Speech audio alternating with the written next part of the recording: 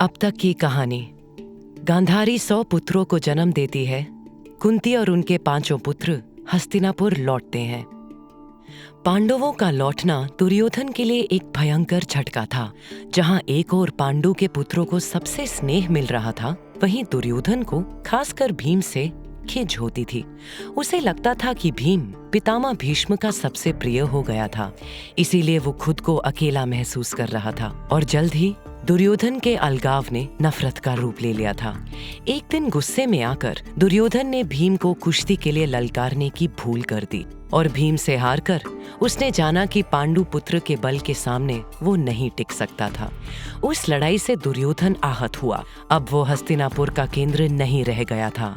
आने वाले दिनों में दुर्योधन शांत रहकर सिर्फ देखता रहा, वहीं भीम महल में रहकर मौज कर रहा था और उसने नए प्रशंसक बना लिए थे। दुर्योधन की नफरत चुप्पी में बदल गई थी, पर और भी गहरी हो गई थी। और फिर दुर्योधन के मामा और रानी गांधारी के भाई शकुनी दुर्योधन के सलाहकार बन गए। शकुनी ने राजकुमार दुर्योधन के मन में उठ रही गुस्से की चिंगारी को पहचाना। उन्होंने दुर्योधन से कहा कि पांडव सिंहासन के दावेदार थे और अगर आगे बढ़कर उन्हें तबाह ना किया गया तो वो हस्तिनापुर हड़प ले जाएंगे।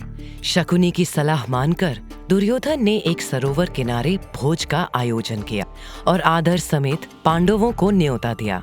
दुर्योधन का मकसद था कि पांडवों की सुरक्षा कम पड़ जाए और पांडव उसके विषैले जाल में आसानी से फंस जाएं। जो भोजन दुर्योधन ने पांडवों को परोसा वो बहुत स्वादिष्ट था। खासकर भीम ने तो इसका पूरा मजा लिया। जो बात पांडव नहीं जानते थे वो ये थी कि दुर्योधन ने स्वादिष्ट भोजन में नींद वाली बूटियां मिला रखी थी। पेट भर जाने के बाद भीम ने सोचा कि वो सरोवर किनारे नींद की झपकी ले लें और वो जल्द ही गहरी नींद में सो गए, जिससे भीम नजदीकी शिविर के पास खेलते साथियों को भी नहीं देख पाए।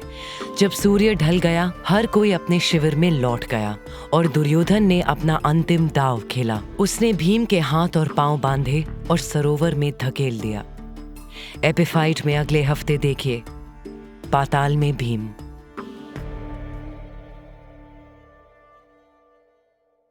भीष्म का ये भाई था सत्यवती का वो पुत्र जो उन्होंने राजा शांतनु से मिलने से काफी पहले जन्मा था। जब दासी ने व्यास से भेंट की तो उसके दिल या आंखों में कोई डर नहीं था। उसने जंगल में भ्रमण करने वाले बदसूरत ऋषि को स्वीकार किया।